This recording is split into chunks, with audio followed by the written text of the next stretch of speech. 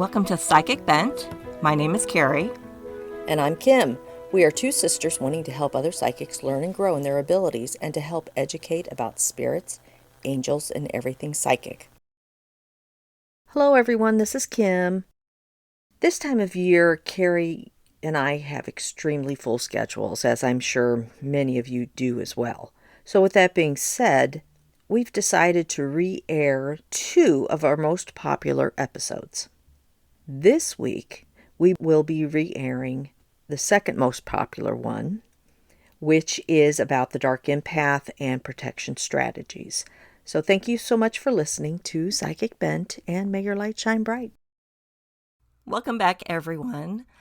This episode, we're going to cover dark empath. Now, I do have to say that Kim and I both were researching separately all the different types of empaths. Dark empath kept popping up, and it's funny, we were having a meeting about the empaths, and I forgot which one brought it up. Might have been Kim going, have you seen this dark empath thing? And I'm like, yeah, what is that? And so we thought we would do an episode on dark empaths. Obviously, and thankfully, we don't have personal experience with this one to be that, because I don't want to be a dark empath. I don't know about you, Kim, but No. Yeah. But we may have had experiences with dark empaths. Yes, and it's good to know what a dark empath is, because they're a little sneakier than a narcissist. So this is a very important episode, I think. Very dark episode. Haha, dark empath. Yeah. Ha. But so Kim, you want to lead us off with dark empath? Or? Sure. No problem. Okay, so before we dive into the dark empath, we need to establish the difference between what a cognitive and emotional empath or empathy, the difference between them. So a cognitive empathy is the ability to understand and recognize the thoughts, feelings, and perspectives of others without getting emotionally involved. So you can understand where people are coming from, but you're not tied to it emotionally. So the emotional empathy is feeling the emotions someone else is feeling as though you were sharing the experience. You have to keep those two things in mind. The dark empath doesn't feel it emotionally. They only are able to recognize what empathy is. Does that make sense? So they're basically faking it, but they know what it is. They know what it is, yes. So Interesting. Dark empaths are skilled at expressing empathy in the cognitive way rather than emotionally, and the emotional distance they keep while operating equips them with a laser focus to achieve their ends through manipulation, gaslighting, and bullying. Dark empaths understand the way a person is feeling and makes it seem as though they care, but they are using their cognitive ability to empathize with you for their personal gain. They will typically exhibit the characteristics and behaviors of the dark triad, which are Machiavellianism, psychopathy, and narcissism. Now, Machiavellianism refers to a person's exploitive, cynical, manipulative behavior. This is someone who is cunning and willing to go to extremes to get what they want. These people are also vindictive and prone to betraying others without remorse. I think we all know somebody like that at some point in time in our lives. Unfortunately. Yes. Now, psychopathy is an antisocial disorder that lacks compassion despite being able to read people. They struggle to control their behavior or feel any remorse for harm they may cause. They are also manipulative, superficial, charming, callous. They live in a erratic lifestyle, antisocial behavior, and prone to criminal behavior. Narcissism is characterized by grandiose thinking, an exaggerated sense of entitlement, self-importance or superiority, an abnormally inflated ego, and intense desire for attention and reassurance. They have a superiority complex and very manipulative. So when you add the traits of the dark triad to the cognitive empathy of the dark empath, you get a person who can be very dangerous to the people they encounter. What do you think about that? I think I don't want to encounter a dark empath. That's what I'm thinking.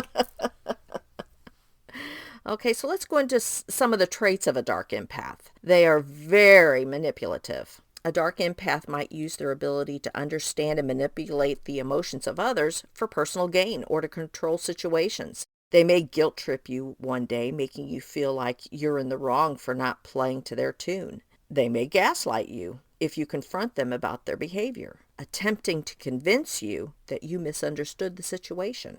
They are extroverted. Dark empaths are often more extroverted than others, in part due to their narcissistic tendencies, hinting at their ability to be comfortable socializing and communicating with others.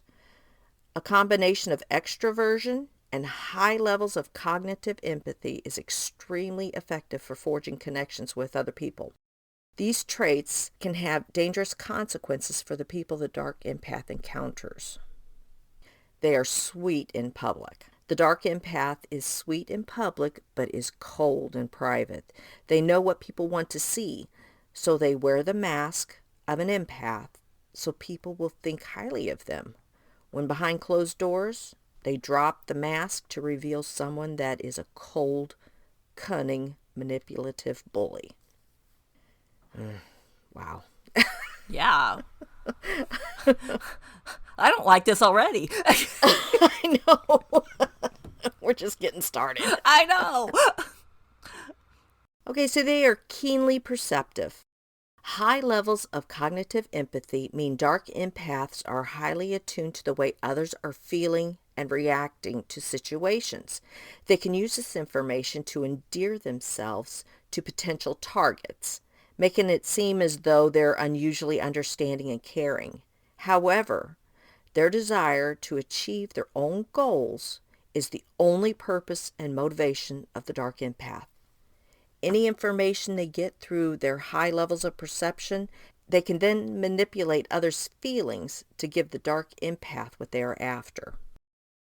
They retain emotional distance. Dark empaths can retain emotional distance from other people despite conveying a sense of deep understanding of their perspectives. They can then draw people closer to them, making them feel that both parties have formed an authentic bond, all the while maintaining a perceived sense of control.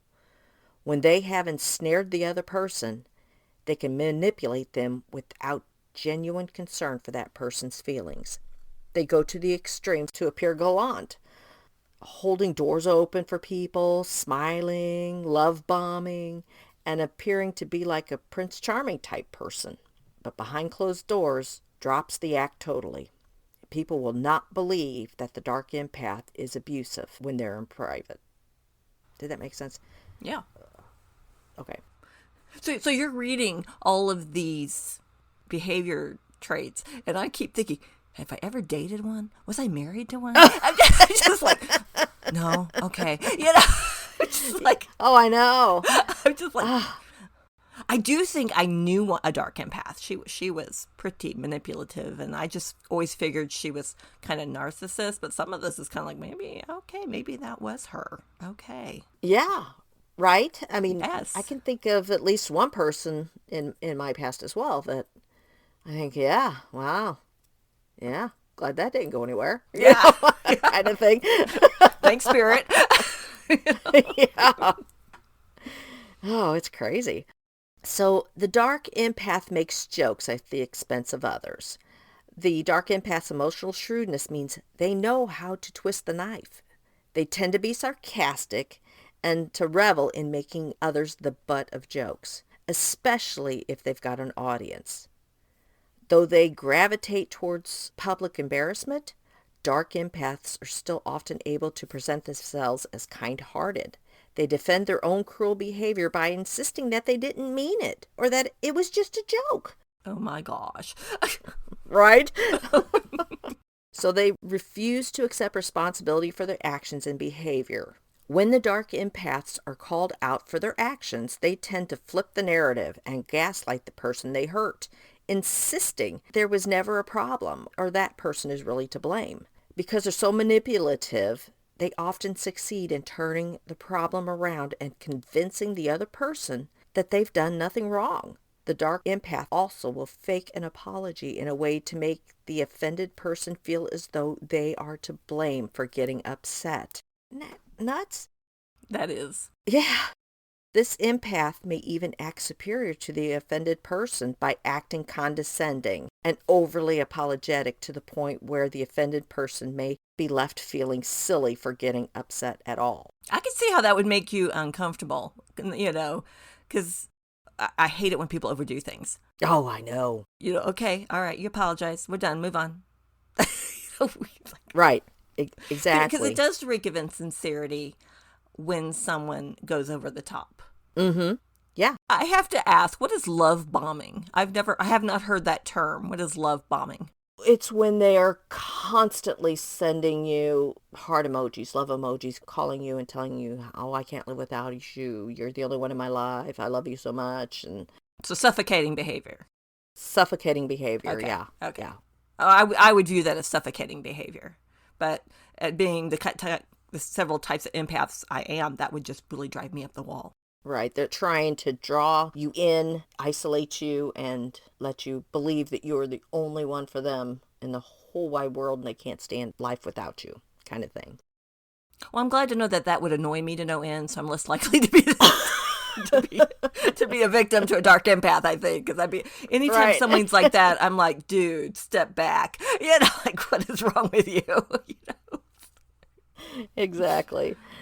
Okay, so they put people in compromising positions.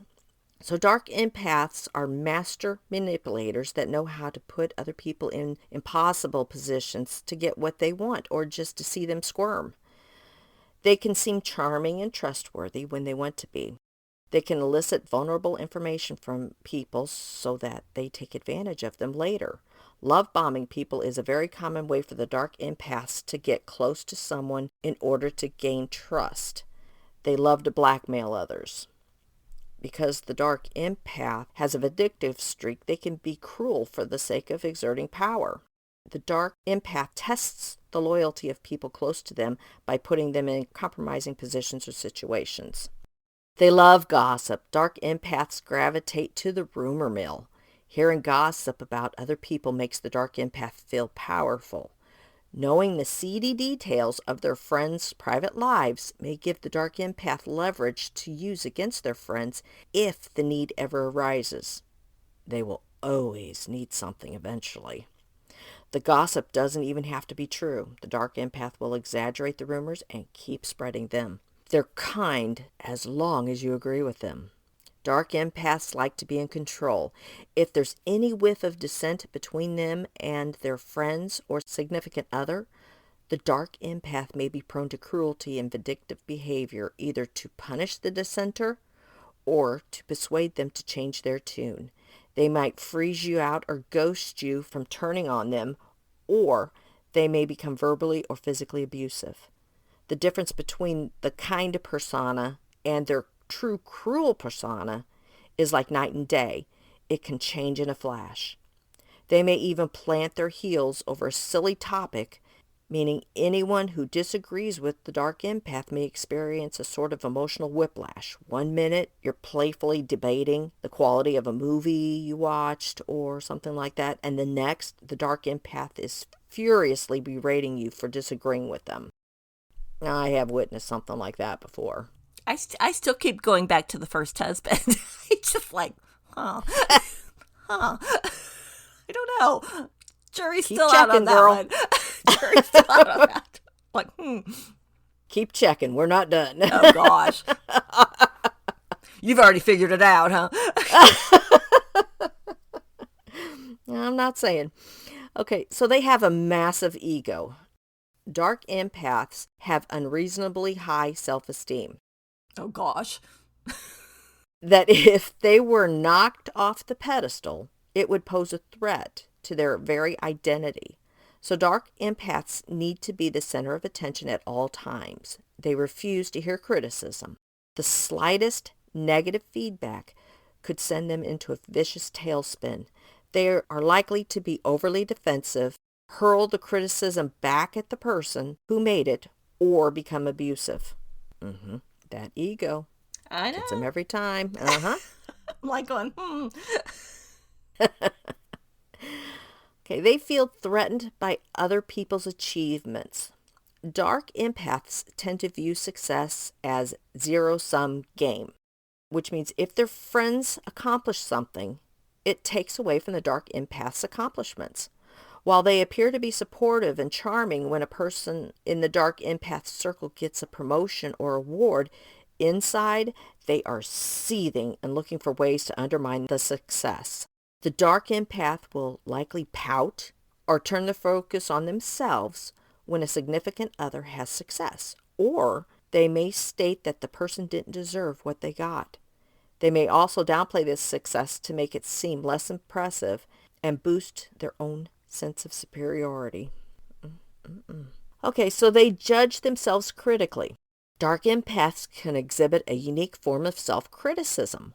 While their narcissistic tendencies cause them to feel a sense of grandiosity and self-importance, this can often offset by high levels of self-criticism. Their heightened empathetic insight grants them a deep awareness of their own manipulative tendencies, which can lead to a conflicted inner dialogue. However, the self-critical stance might be driven by a desire to refine their skills of emotional control and exploitation rather than genuine remorse for their actions.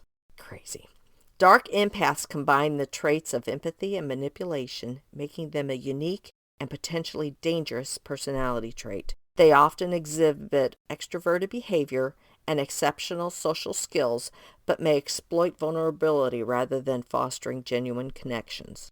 Some dark empaths display narcissistic tendencies and are sensitive to criticism, using manipulative and passive aggression to protect their pride. Oh gosh, I've experienced that. Despite their negative traits, dark empaths can be talented and dedicated individuals, often excelling in leadership roles. They have a desire for power, but may prefer participatory leadership rather than taking on all responsibilities themselves, meaning they can be a team player up to a point. They just want credit for all of it. Dark empaths excel at emotional manipulation, using empathy as a tool to achieve personal goals and leaving emotional scars on others. They are skilled at guilt-tripping others and enjoy malicious humor, often targeting others' weaknesses and insecurities. Dark empaths share some traits with the dark triad, narcissism, Machiavellianism, and psychopathy, but display participatory leadership rather than seeking constant dominance. They can motivate others and often achieve goals through teamwork. Additionally, dark empaths use their empathetic skills for manipulation rather than solely for personal gain. Empathy serves as a tool for the dark empath to understand others' emotions and exploit vulnerability to their benefit. They possess strong cognitive empathy, often resorting to emotional manipulation. So the dark empath are often individuals who do guilt trips, gaslight, which means lead a person to question their own sanity and feelings and decisions. They love to charm to get their way. They use sarcastic and hurtful humor. They are emotionally intelligent. They can tell what others are feeling. They use manipulative tactic to gain and maintain control in relationships, have low self-worth and seek validation.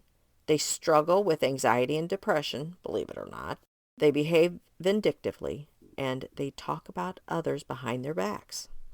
So signs that indicate you may be a dark empath include: you're able to connect to people easily and get them to lower their guard. Well, that doesn't necessarily mean you're a dark empath if you tick that box. No, it's all of these. Okay, because, all empaths are able to connect to people and easily get them to lower their guard.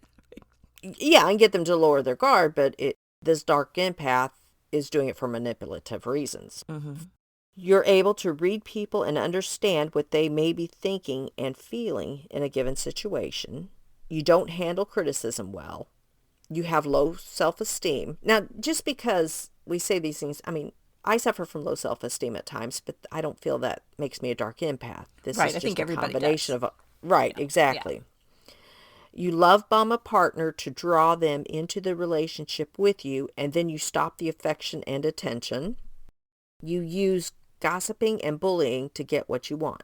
So Kim, when we were talking about doing the Dark Empath episode, I thought, I'm going to Google, because I got to Google everything, famous Of course. famous dark empaths. And do you know who popped up? No. Hannibal Lecter. But he's not even real. Evidently he is. Well, I can definitely see where he would be a dark empath. He definitely had the manipulative and everything else involved there. Kim had to tell me a little bit about Hannibal Lecter, because I have never watched Silence of the Lambs, nor ever intend to watch Silence of the Lambs. That's not my movies. I don't do those kind of movies. I mean, I knew who he was just from, how can you not? Right, exactly. Yeah, so she had to give me a little education of the movie. And how Hannibal Lecter fit this criteria. But he was the only one that popped up. So I'm like, interesting. Right. Well, and the fact that a dark empaths is kind of like something new. I mean, they've been there forever, but it's a new category.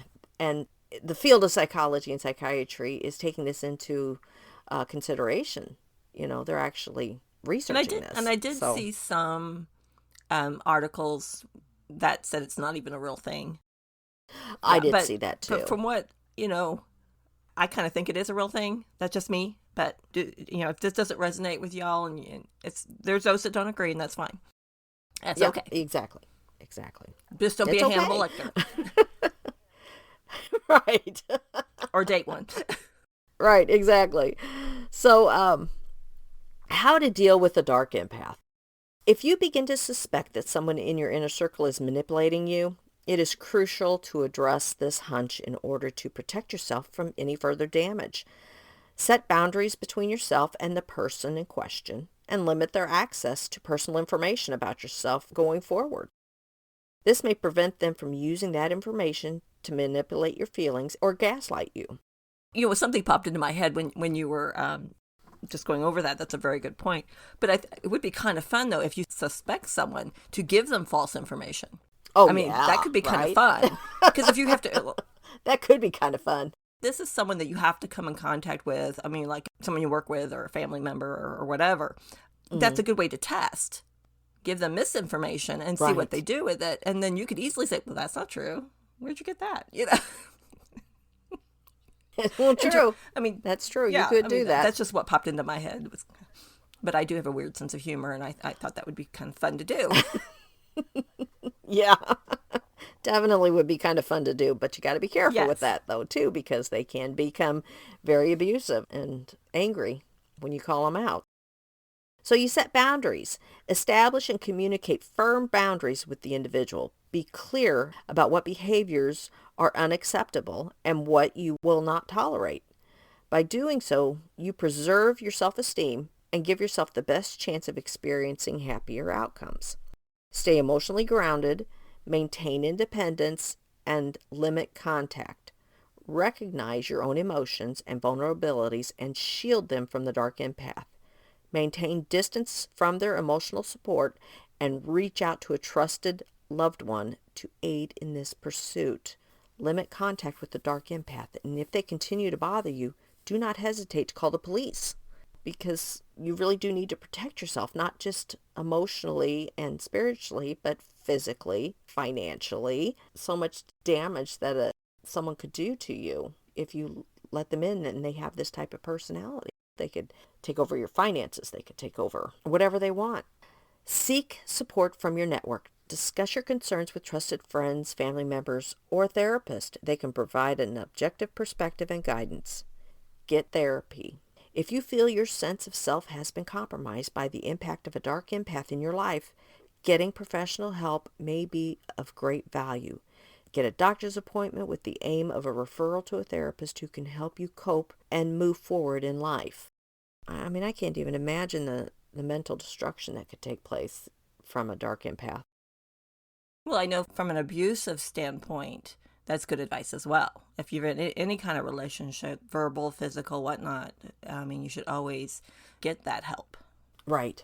And if you've been in a relationship with a dark empath, you just ticked all those boxes, verbal, physical, whatever. It's very important to in those situations. It doesn't mean you're weak. It just gets you some help.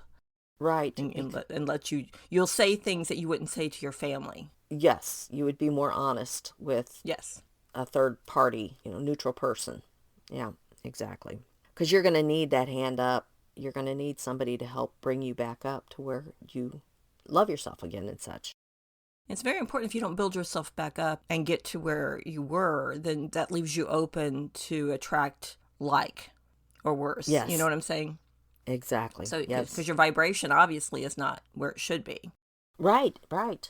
Practice self-care. Engage in self-care activities that promote emotional well-being. Meditation, yoga, singing, gardening, and exercise are all examples of soothing activities that can center you, build resilience, and maintain a strong sense of self. Be kind to yourself. It was not your fault that this person weaseled their way into your life and caused you harm. Their aim was to manipulate you for their own personal gain while you were attempting to build an honest, meaningful connection with another person. That is a pursuit that requires no apology. Reminding yourself you are worthy of love and connection can be helpful in healing. Self-affirmations and keeping a regular journal of things you are grateful for can help bolster your self-esteem. Now, the exact cause of dark empathy is not known.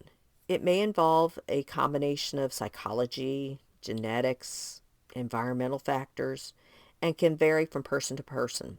With the dark triad being possibly the main parts of dark empathy, we can recognize some indicators of a dark empath. Narcissism can be linked to adverse childhood experiences. Rejection, trauma, and abusive parenting during childhood can all lead to the development of narcissistic tendencies. Psychopathy may be due to genetic or environmental factors. And psychopathic adults are less capable of processing emotions, which could be linked to the diminished size of parts of the brain associated with the emotional regulation, like the amygdala. A child's early environment is fundamental to whether they develop Machiavellian tendencies. If a child has a selfish, manipulative mindset, their parents, peer relationships, and teachers may play important roles in preventing this from leading to a Machiavellian approach in adult relationships. And you can see that in some children, that the selfish tendencies and manipulative mindset. You need to steer them away from those tendencies and more towards a healthier way of a mindset. Dark empaths and narcissists have a sense of grandiosity, entitlement, and self-importance. The narcissist does not display the same level of self-judgment as the empath. Narcissists are blind to their own flaws, rarely reflect on their actions or how they affect others, whereas the dark empaths have high levels of self-judgment and therefore recognize they are doing bad things, but continue to do them anyway. So dark empaths are more multifaceted narcissists because they also have the personality traits of Machiavellianism and psychopathy.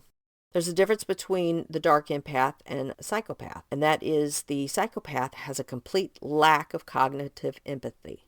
The dark empath has high levels of cognitive empathy. They both exhibit manipulative behaviors to achieve their own goals, but the dark empath uses their empathic skills to achieve this. The psychopath is driven by a lack of moral restraint and a complete disregard for others' emotions. There was a Google search that I did that was, I think, something along the lines of, well, who could be dark empaths? And it came up with 4 zodiac signs that could be dark empaths. And I thought, well, let's just read this one and see what it comes up with. Now, keep in mind, this was just for fun. So don't think that this, I mean, every zodiac sign, I'm sure there's darkness in each one of them or whatever, or a negative connotation to some of them or whatever, but I just thought these were funny.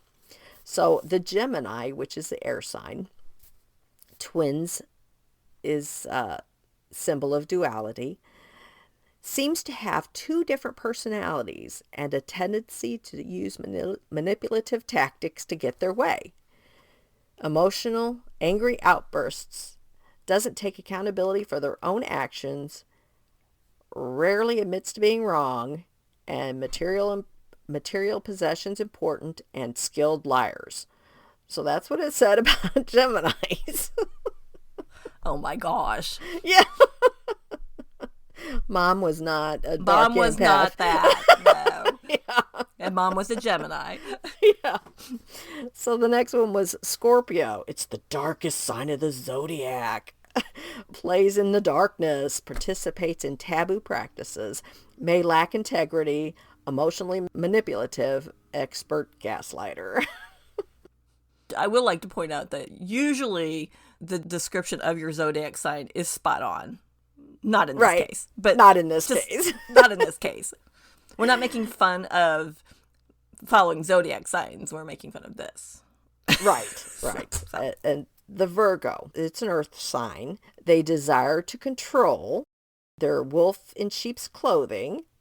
They stick by what they do, believing it is in your best interest, but ultimately for their own purpose. Master narcissist and love bomb tactics.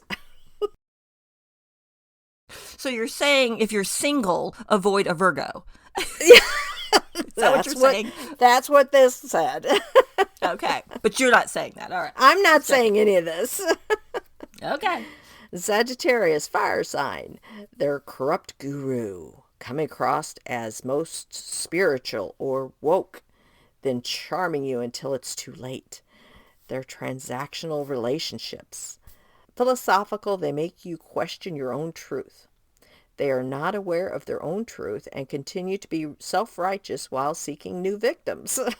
Which I don't think that about Sagittarius neither, but I just thought it was a fun little thing to, Yes. Things to make you go, Yeah, well, let's see. Do I know a Sagittarius that way? Oh, I usually don't know people's zodiac signs to begin with. Lucky to know my own. Well, I'm just glad Capricorn didn't make the list. That's all I'm saying. No, it didn't make the list. So that's, I think that's all I have on the Dark Empath. It was a very interesting research moment, to say the least. Well, we did a lot of joking, but it's very serious to know what to look for as an empath for psychic protection and everything. You want to identify with a narcissist, and usually you can pick up on that because of your feelings. But Right. You really got to watch out for the dark empath and make sure you pay attention to your inner guidance system. When you see a red flag, it's there for a reason. Right, exactly. Yeah, so it's very important to not go through that, because I really think my first husband was one of these. Yeah, that was the one that came to mind. Yes. Yeah, I think we've all had one of those in our lives. So, yeah. Okay, so I'm done with the Dark Empath. Well, I think this is a good placement for this one to follow Dark Empaths. We're going to talk about 14 essential protection strategies for empath. That you may want to definitely take notes after that. Exactly. First of all, why do empaths need protection? We have the unique ability to absorb other people's energies, like we've discussed in this whole series. Being in a crowded place or close contact with others can be overwhelming. Mm-hmm. You're an empath when you feel things deeply and you're prone to pick up external emotions, may mistake them for your own. Being around negative energies can make you feel drained. And even hanging out with friends who are stressed or unhappy can cause you to feel as if it's your personal burden to carry. We've all done that one. Yes. The truth is, you face a constant battle between helping the people around you and looking after yourself and your empath needs.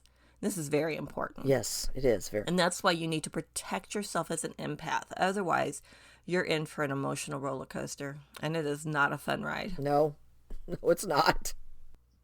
The problem is many empaths don't fully understand what they can do to protect themselves, both long-term and in the moment when they're faced with unwanted energies. Mm-hmm. But it doesn't have to be such a struggle.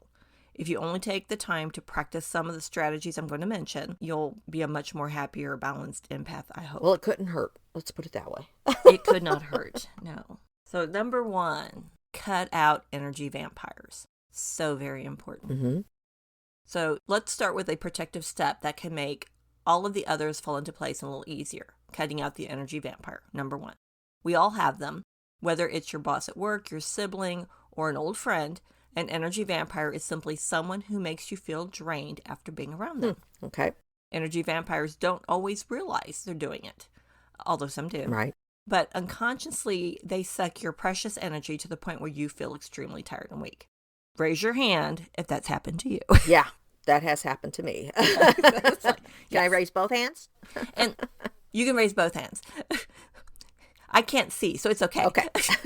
Can't see your hands. You don't even know it's happening until the exchange is done. Okay. It could be that they're jealous of you. They have narcissistic traits, or what we just discussed, a dark empath, or they enjoy feeding off your caring nature and willingness to help others. The good news is you don't have to get bogged down with them any longer.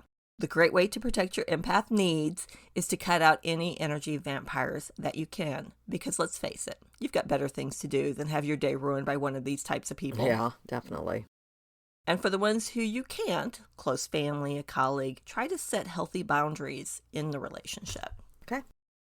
And of course, number 2 is have strong limits and boundaries. I was going to ask you, so what are those? And here you are. We're going to segue right into it. So now you've identified who the energy vampire is in your life. You're probably wondering, how can you go about coexisting with the ones you can't avoid? The most important thing you can do is to create a healthy, manageable relationship, is to set boundaries. So what do boundaries look like? For example, you're dealing with an energy-sucking family member. You might set limits on how much time you spend around them. This doesn't mean you have to cut them out altogether.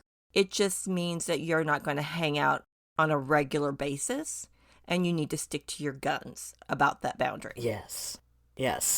The truth is boundaries can and should be used in all your relationships, even the most loving and supportive. So it's not just if you have an energy vampire in your life, it's just so you can maintain a healthy relationship. Any healthy relationship needs boundaries. Good point. Yeah.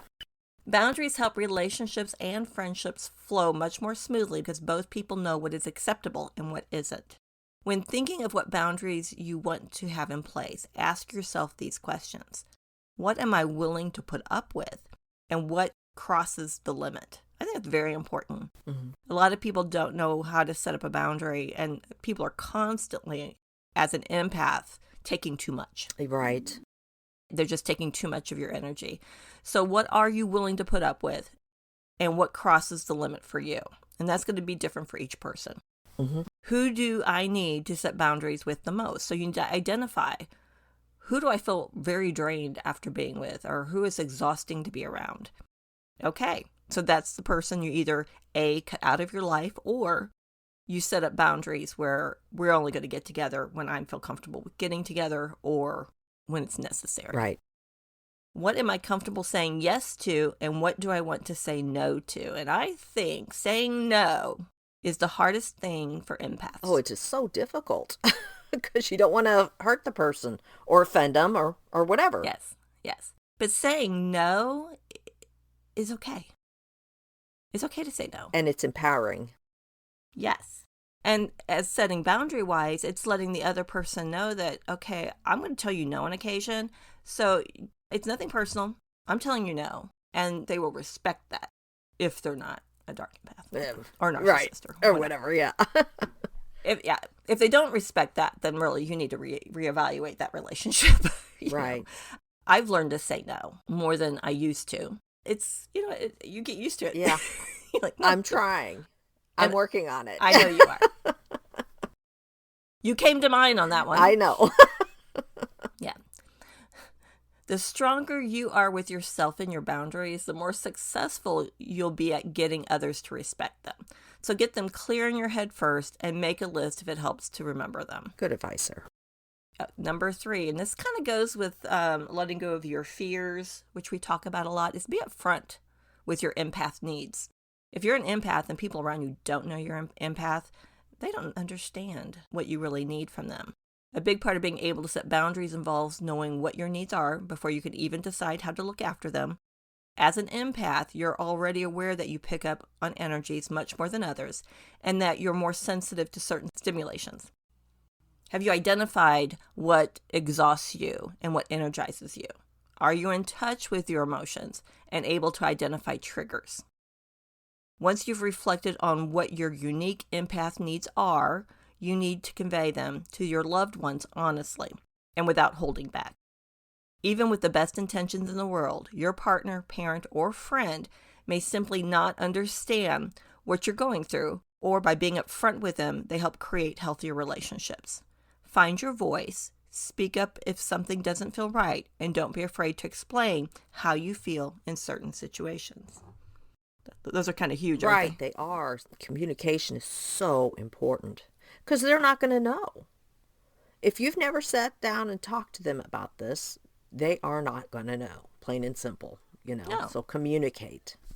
And it's not fair to expect them to know and understand. Right, because they're not going to pick up on what you're putting down if you're not telling them, Right.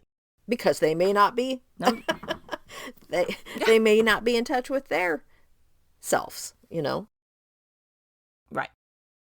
Okay, number 4, move away from negative environments. Yes, bad places. If you find yourself in a space with a lot of negativity or energies that make you uncomfortable, the easiest way to protect yourself is to move away. Yep. Don't worry about offending anyone, regardless of if you're at the movie theater, a doctor's waiting room, or sitting in the park. Just by putting some distance between you and the unwanted energy will quickly start to feel the very difference in your mood, and you'll be much calmer. 20 feet. Last episode, we talked about being 20 feet away. Or episode before last. See if you feel better. You don't need, you don't need a tape measure. No. Yeah. It's normal for empaths to feel overwhelmed anyway in a large social situation, so protect yourself by taking some time to yourself in a quiet place before rejoining the group. Sometimes even just 5 minutes in the toilets also can do the trick. Yes, it can. Number 5 is my favorite. Yeah. Avoid body contact. That is your... Do not come up and hug me. Let me prepare. Yeah. Random note, because I haven't done one yet. I like to follow Abraham Hicks.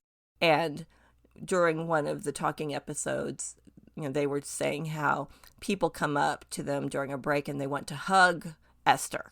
And if you're not familiar with Abraham Hicks, Esther is the person who's doing the talking. Abraham is the spirit guide that's communicating through her.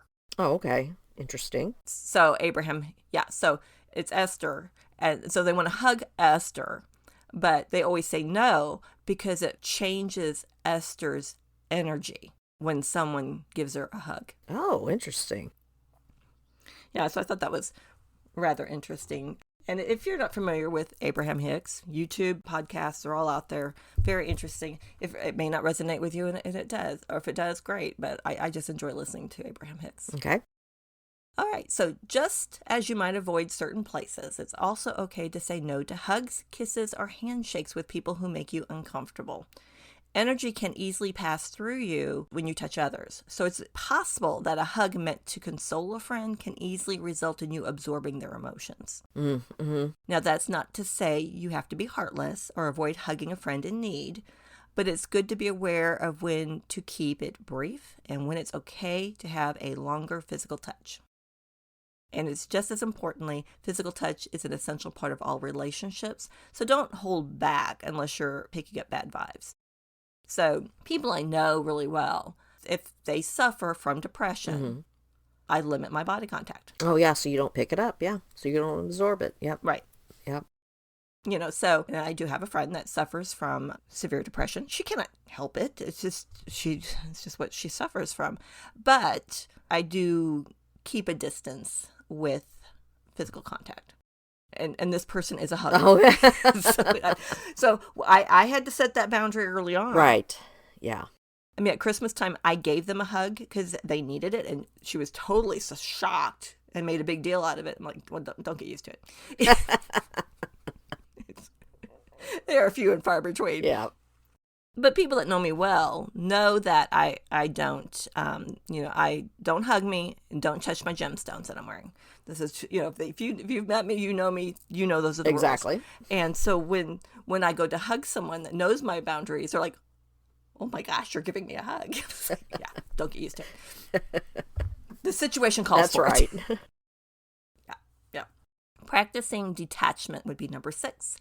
And while we're on the subject of learning how to walk away, knowing when to give up helping others is also a key strategy in protecting yourself. And I don't think we really look at it as protecting ourselves when we do detachment. I think as empaths, we kind of internalize it when we know we have to walk away, that we made bad decisions, or we're just hurting, Mm-hmm. that we don't realize that what's happening is really just to protect yourself. It's a good point. As an empath, your natural desire is to help others, even if they don't want it. By opening up this channel of empathy, you're also opening a tunnel for energy to pass between the two of you. And every time you do this, you're taking on that person's energy without even realizing it. So what that means for you is, it means being far more exhausted than you should be, stressed with other people's issues, and drained from being a constant companion of support. And if that wasn't enough, in many cases, the very people you try to help don't need it. Or in some cases, they don't even want it. Oh, true. So you're putting yourself through all of this, trying to do what empaths do and be helpful, and the person may not even want you helping them. That's a very good point. Yep. So you need to let people come to you if they genuinely need help. And for the ones who don't, see it as a learning curve that everyone needs to go through. Mm-hmm. We talked about this before, is stay in your own lane. Right. We were going in the Empath series. And this is it. I mean, if you're constantly reaching out to people that don't really want your help, you're putting yourself through an emotional roller coaster. Mm-hmm. You're draining yourself. And then they didn't want your help to begin with. So then you're like, well, that was a waste of time. Or what's wrong with you? I'm trying to help you. Right. Well, what's wrong with me? Maybe I'm not, Yeah. Mm-hmm. Only you would have taken it that way. What's wrong with me? What's wrong with me? I'm a nice person. Why don't they like me?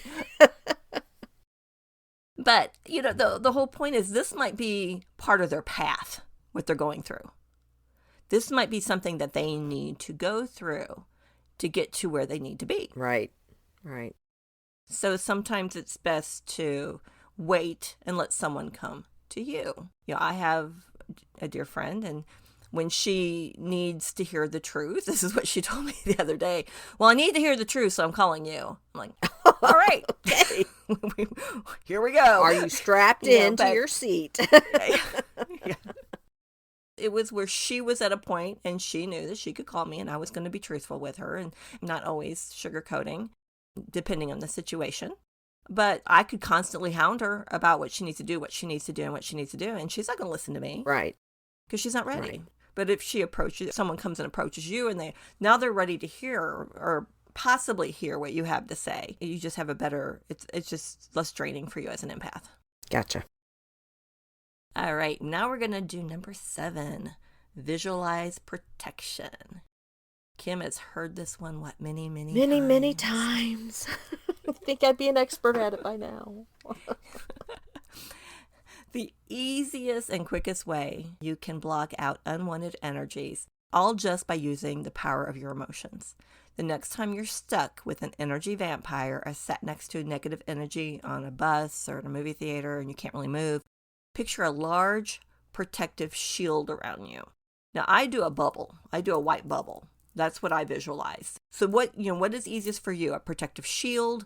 It could be mirrors surrounding you, facing out, deflecting the energy. It could be a golden bubble. It's just kind of what works for you, which technique. Mm-hmm. But the main thing is you're going to focus all your energy on seeing the shield, feeling the protective forces, and visualizing all the negative energy that had got inside being evaporated. Now, the best part of this technique is the shield isn't just blocking external forces, it's also keeping all of your energy and positivity with you. Mm. So it's kind of like your own personal bodyguard that you can summon whenever you need to. And so it's really good to get into the habit of using your shield whenever you need it. Right, exactly. And I'm doing better at it. I am. I have a shield, and it's really funny. Cats are my spirit animal, which you'll hear me refer to cats, and like the one dream with the mountain lion went after someone who invaded my dream. Right. I used to work with someone who's very toxic, really bad. I was kind of thinking they could have been a dark empath, I don't know, or just straight up narcissist. But anytime they were around, he liked to pick on women that were a little older, like older women. If you were in your 40s to 50s, he was younger. He liked to say inappropriate things to you, make you feel uncomfortable and stuff. And I would do the bubble every time. And I was like, I would know before he got to where I was working. I could feel him coming. It got to be like, okay. And one day I was just exhausted. It'd been a rough day. And I just kind of like, all right, spirit, I need some more protection because I have to work with this person and I'm, exhausted as it is. So I need more protection. And I tell you, I looked down and I saw a black panther sitting beside me. Wow. And he only appeared when that person was there, and it would move wherever he was. It would just stand, and it stood between me and this person. Now, obviously, I was the only person who saw the black panther, but that gave me comfort, and I knew I was protected. Yes, exactly. And that's all that mattered, was that protection. So your shield could be a black panther, whatever you need your shield to be. But I would definitely do the shield first, for that keep your energy with you aspect of it. Depending on the environment, I've done the mirrors reflecting out. I have done that in certain stressful environments. But that takes you got to be a little more practice with your visualization skills to do that one. Right. But of course, like with any muscle, the more you use it, the easier it is to happen. So I really like number 7. I think it's very important. Yeah, it is. Number 8 is to use mantras and affirmations. Visualizing protection isn't the only thing you can do to use the power of your mind. Repeating mantras and affirmations are also a quick and convenient way to protect yourself. I call back my energy. I release what's not mine. Those kind of things. I see. Gotcha. Yeah. Real quick. You're not going to go, I'm releasing my energies now. Good people, especially yours. But you just kind of like mentally to yourself, okay, yeah, I feel something that's not right. If it's mine, I release it because it doesn't serve me. If it's not mine, I release it. And that's what we're talking about, doing those quick clearing and releasings. So that's very important. And number 9, we have to get meditation in because meditation is very important. And if you haven't tried meditation, even though we keep suggesting it on every episode, you're missing out on a great strategy for protection. Because meditation is really useful for reducing stress. It can reduce anxiety. It can enhance self-awareness. It can improve emotional health, increasing concentration. It can help you sleep better. The recommendation is 20 minutes a day of just quieting your mind can do wonders. Now, is it 20 minutes throughout the day or 20 minutes a day? Like 5, 10, 15 here or whatever. No, it should be a minimum of 20 minutes because think about it. A 5-minute meditation is great for you when you need like a guided meditation and it's kind of a quick me out. But that's not the kind of meditation where you're trying to quiet your mind. Gotcha. One of the things that Abraham Hicks always recommends is, because it's hard to quiet your mind, thoughts are popping in left and right. So you focus on a sound like the air conditioner running or the furnace running. And you just concentrate on that one sound. Gotcha. For 20 minutes. And so 20 consistent minutes is where you're going to get these big results of reducing your anxiety, your self-awareness, and all of that. And help with your emotions. Okay, cool. To not be overloaded. And it's an ideal way to keep your emotions grounded and your mind clear. And what's even better is that it can be done at work, home, or even sitting in your car when you need a break from other people. You just go sit in the car in the garage and meditate. Yeah. Just go where you need to. It's very important. I mean, I don't recommend telling someone you're going to the bathroom and be gone for 20 minutes because they might think you have a health issue. But but if it's your lunch hour, go take it. Go do what you want to do. Go meditate if you need it. But you should do at least a total sit-down meditation of 20 minutes a day. Okay. You can do the small ones throughout the day as you need it. But, if you do it in the evening time, you will definitely have better sleeping benefits from meditating in the evening. Yeah. Makes sense. And yes, and we mentioned breathing before, and of course that's going to be number 10. Just as meditation can work wonders for your soul, so can breath work. Our breath has the potential to change our entire mood, and knowing how to harness this power means you always stay in control when a stressful or tiring situation appears. When you're faced with negative energies, calmly breathe in deeply. As you do so, imagine yourself breathing in peace and tranquility and exhaling any stress or negativity. When you do guided meditation, what's the first thing they have you do? Breathe in deeply, exhale. This is very common to do breathing exercises, and it's so much better for you, especially if you're breathing in peace and tranquility, exhaling any stress and negativity. As well as cleansing your energy space, breath work can also calm you down and clear your head. It's the perfect form of protection to use in situations where you can't leave. For example, during a meeting at work or when you're in line at the supermarket. Oh, yes, I have done that. Yeah. Yeah. Just don't do the one you do for labor. Don't do that one in public. Then. Yeah, not good. Not good, no. Okay, number 11 is another one of my favorites. Yes. Gemstones. Gemstones all have different purposes. Metaphysically, color-wise, they're great to carry for a physical form of protection. Now, a few stones I highlighted. Amethyst is great for protection and stress.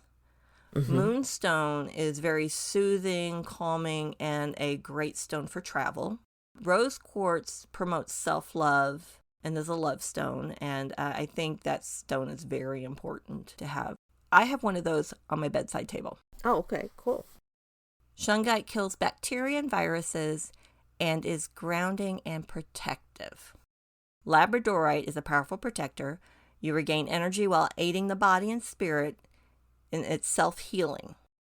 Blue kyanite opens your throat chakra, encouraging communication and self-expression. So I put that in there as the protection because they all work together. Now, my personal psychic protection necklace, I meditated on it a couple years ago. What do I need to have on a daily basis for psychic protection? And I was told shungite, labradorite, and blue kyanite. So I made this necklace with all three. The shungite is behind the labradorite and the blue kyanite, so you really can't see it, but it touches my skin. So it's closest to my skin. And I, of course, put it in copper to amplify what the stones do. And shungite kills bacteria and viruses. I've, knocking on wood and thankful to my spirit guides, I have not had COVID. Yeah. You have not. So I don't know if the shungite is helping me with that, but it could not hurt. Right. But so you don't have to wear these in a necklace. You can have them in your pocket. Some people put stones in their bra. Just be careful when you remove your bra so they don't go flying and land in the toilet. Right. Personal experience talking there. In particular, though, black is known to be the best for neutralizing energy and grounding emotions.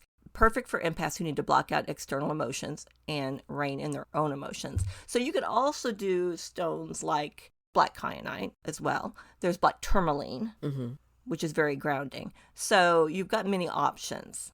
Right. And they look beautiful when you're wearing them. Yes, they do. Now, number 12 is reduce social media usage. Taking breaks or reducing your social media usage is another great protection strategy. The internet is riddled with emotional triggers and overstimulating content. Simply put, social media like Facebook, Instagram, Twitter, TikTok, all of those are designed to keep your attention. But if you need to limit that because the news feeds have ads in them, you're being bombarded with information and taken on an emotional journey that often ends up with hours being wasted scrolling on your phones. So true. For empaths, this can take a great emotional toll. Whilst there is a lot of positivity online, it can still quickly wear you down. So set limits on how much you use it. Instead, try to get your creative juices flowing and get some fresh air and exercise. That'll be much better cure for your exhaustion than staring at a screen. Your mind and body will thank you for it. I know a lot of people will do social media a lot right before bed or in bed, and then they have trouble sleeping. Mm-hmm. Yeah. Because their mind isn't shutting off. Right. Prevent empathy overload. Just as you might set time limits for social media usage, it's also handy to structure your time in a way that avoids empath overload. If you know that certain activities during the week cause you to go into overload, rearrange your schedule so that you have less to do on those days. Having time management is useful here because you can plan your time around your empath needs and create a life that doesn't ever get to be too much. I mean, think about it. How can you protect yourself if you don't first get in control of your time? It makes perfect sense. Alongside being upfront about your needs, you also need to plan for emotional overload and be prepared for it. By knowing when you'll need some downtime, you can effectively prevent becoming burnt out or overwhelmed in most situations, and you'll automatically create more time for self-care. Nice. And finally, spending time in nature. Empaths need nature to reset their emotional dial and reconnect with themselves and the earth. Whether it's a quick walk in the local park or a day at the beach, being around trees, water, or animals is a sure way to cleanse off any negativity and regain strength. And as empaths are often called emotional sponges, it makes sense that being in nature works so well. They absorb the calm yet powerful energy that can be found in the wild. A great exercise for empaths is to try earthing, which we've mentioned quite a few times. Yes. Where you're going to connect your body with the earth, usually by walking barefoot on the ground, lying down, or swimming in open water, opposed to swimming in closed water. You know what that means? Well, it means not in a pool, but you're out in like a lake Like or the lake. ocean, which you'll never get me into a lake. So I have trouble with lakes because, well, I have trouble with any water. I can't see the bottom, but that's because I nearly drowned as a child. yes. And I have a fear. Yeah, I have a fear of dark water Yes. and deep water. Yes, you do. If I could see the bottom, I'm okay. If it's clear, I'm not as panicky. But yes, that goes back to, what was I, 4 or 5? I think. Maybe 6. Maybe 6 at the oldest. I think it was 6, yeah. I'll be earthing on the ground. We'll be earthing in the water. But so, what's the point of earthing? Well, to start with, it's a direct way to feel the Earth's energy transfer between you, which in itself is a powerful experience. Secondly, it's believed that earthing can reset our body rhythm, creating better sleep habits and improving emotional stability.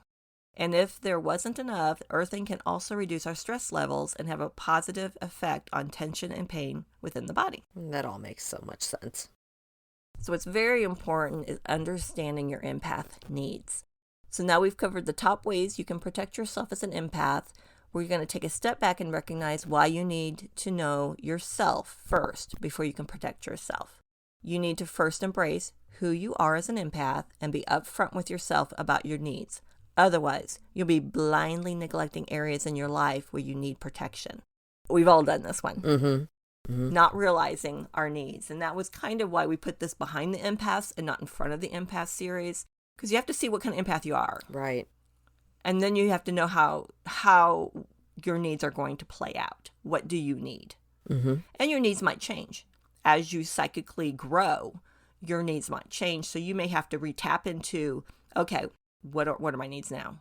Right. Are they the same? Are they different? And write down your needs periodically just to make sure you're on track. And you also want to reflect on times when you've experienced empathy or emotional overload. What caused it? What was going on when you experienced that? So help identifying those triggers can help you better protect yourself, and that you're just not reacting, but you're more set up to, you're not going to get me this time, situation. Exactly. Are there certain situations that make you feel more stressed out than others? Are there any energy vampires that you need to reduce contact with? As with anything in life, knowing what the causes of your overloads are can help you reduce and eliminate them. And once you're clear on what they are, nothing can hold you back from thriving in life as an empath. And with these protection techniques, you can go and be your best self without worrying about negative energies dragging you down. It's time to take control of your emotional needs, You and you alone are responsible for your self-care and well-being, and only you can apply the right protective strategies to suit your needs. Makes sense. Any questions or comments, Kim? No, I don't think I have anything at this time. I would like to ask our listeners, going back to the dark empath, if you wouldn't mind sharing your story with us, please email us at psychicbent1@gmail.com, or you can message us on Facebook at PsychicBent Podcasts. We would love to hear your stories, and if it's something you wouldn't mind us sharing online, we also would love to do that Correct. as well. And if you have any questions or anything like that, or any other stories you'd like to share, just contact us. We'd love to be able to put together an episode with your stories. And it could be anything psychic. It doesn't have to necessarily pertain to the dark empath. If one of the clairs has resonated with you, or you've had a psychic event that you would just like to share, we're truly open for that. Yes, exactly. Okay, that wraps up this episode and our final episode in the Empath series. We do hope you enjoyed the series. I know Kim and I had a lot of fun putting together the information. Hopefully it came through, but yeah, it was a lot of fun. Our next episode will be on grounding and protection. Yes, very, very important. All right, guys, have a great day. Thank you for listening. Bye. Bye. May your light shine bright. Thank you so much for listening to our podcast, Psychic Bent. If you enjoyed Psychic Bent, please like, follow, rate, review, and subscribe wherever you listen to Psychic Bent. We can be reached on Facebook at Psychic Bent Podcast. Our email address is psychicbent1@gmail.com. May your light shine bright.